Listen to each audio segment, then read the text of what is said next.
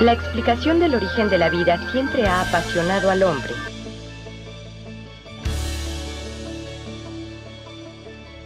De entre todas las teorías que se han propuesto como explicación a este fenómeno, la teoría físico-química del origen de la vida proporciona una base científica.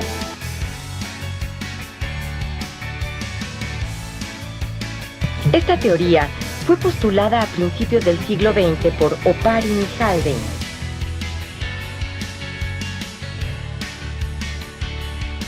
La teoría físico-química se basa en el hecho de que la Tierra no siempre ha sido igual, ya que ha sufrido cambios desde su formación.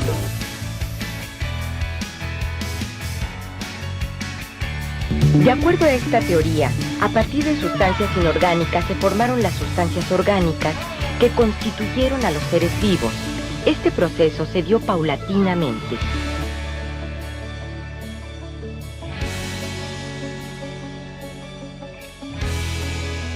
En este programa veremos cómo se fueron uniendo las sustancias orgánicas para formar las primeras células que aparecieron en la Tierra.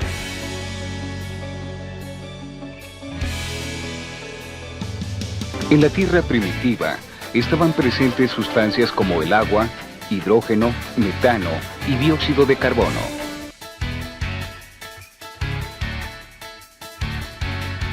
Gracias a enormes cantidades de energía que provenían del calor de erupciones volcánicas, rayos ultravioleta y algunas otras fuentes, las moléculas se unieron, formando sustancias más complejas.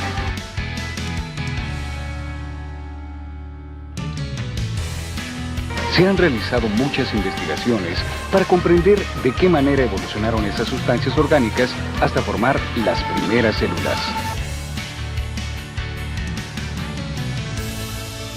Para saber cómo llegó a aparecer la vida en la Tierra, hay que recurrir al registro del pasado. Nuestra Tierra guarda antecedentes en los sedimentos, rocas, lechos de ríos y lagos.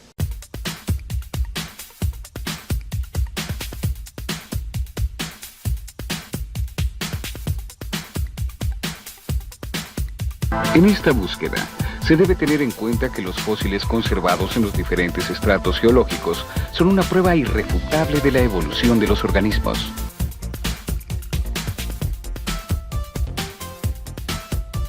Por ejemplo, las rocas más antiguas que se conocen tienen una edad de 3.500 millones de años.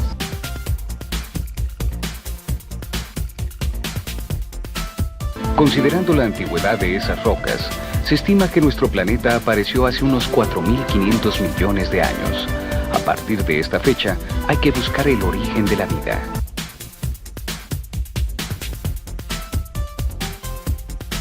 Se han descubierto fósiles de células con una edad de casi 3.500 millones de años. A estos fósiles se les conoce como estromatolitos.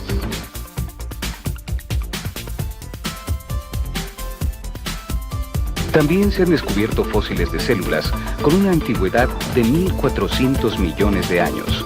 Estas células son muy parecidas a algunas algas actuales.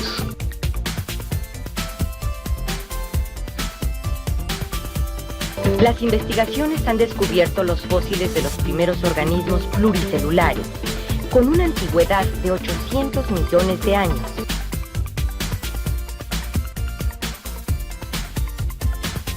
La búsqueda continúa y nuevos descubrimientos se hacen cada día.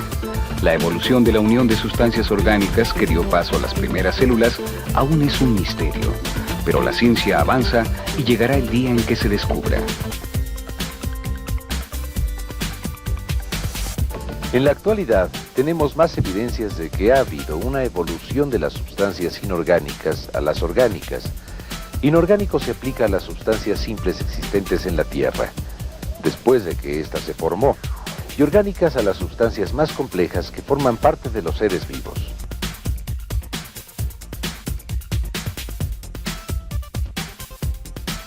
La Tierra primitiva se formó a partir de una nube de gas de hidrógeno, casi al mismo tiempo que el Sol y los demás planetas de nuestro sistema solar.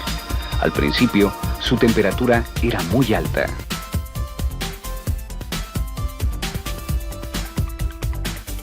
Al enfriarse se formaron los grandes océanos y las sustancias inorgánicas del suelo y las provenientes del subsuelo tuvieron la oportunidad de mezclarse.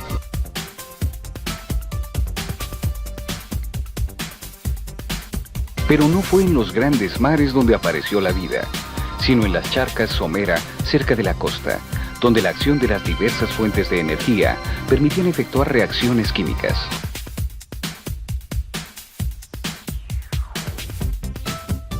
Este tipo de charcas se secaban con cierta frecuencia, facilitando la unión entre las moléculas al aumentar su concentración.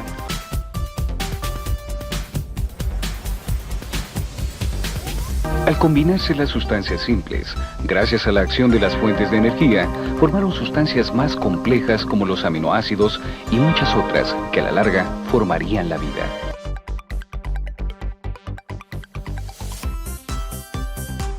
En algún momento las sustancias complejas se aislaron del medio a través de la formación de una membrana.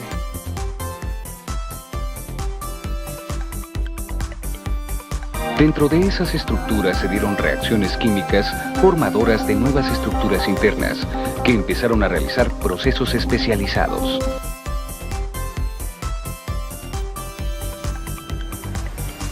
Al principio, las reacciones químicas eran lentas, pero después se formaron las enzimas que las aceleraron. Así, se pudieron dar fenómenos como el de la reproducción.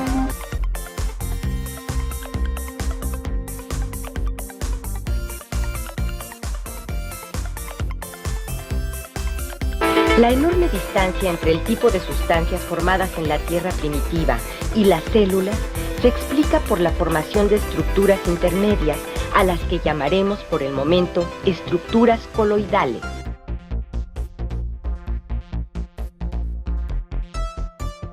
Al combinarse en una solución acuosa, sustancias muy complejas forman un coloide. Las células son agregados coloidales parecidas a gelatina.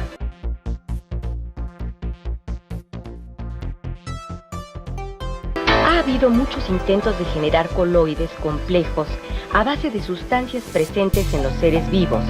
Oparin fue uno de los científicos que generó tales sustancias, a las que llamó coacervados.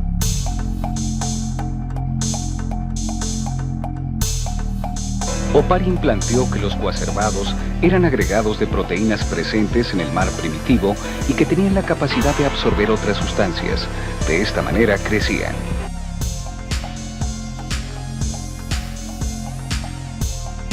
Actualmente, la evidencia más clara de que los coacervados pudieron ser las primeras estructuras parecidas a células es que se han logrado crear en laboratorio, aunque no existen registros fósiles de ellos.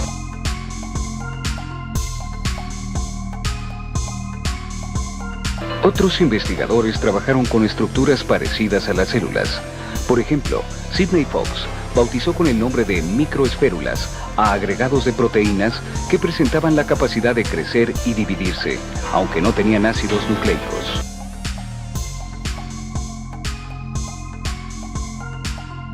Un científico mexicano, Alfonso Herrera, desarrolló estructuras que, vistas al microscopio, parecían diferentes tipos de células. Sin embargo, solo estaban formadas por sustancias simples.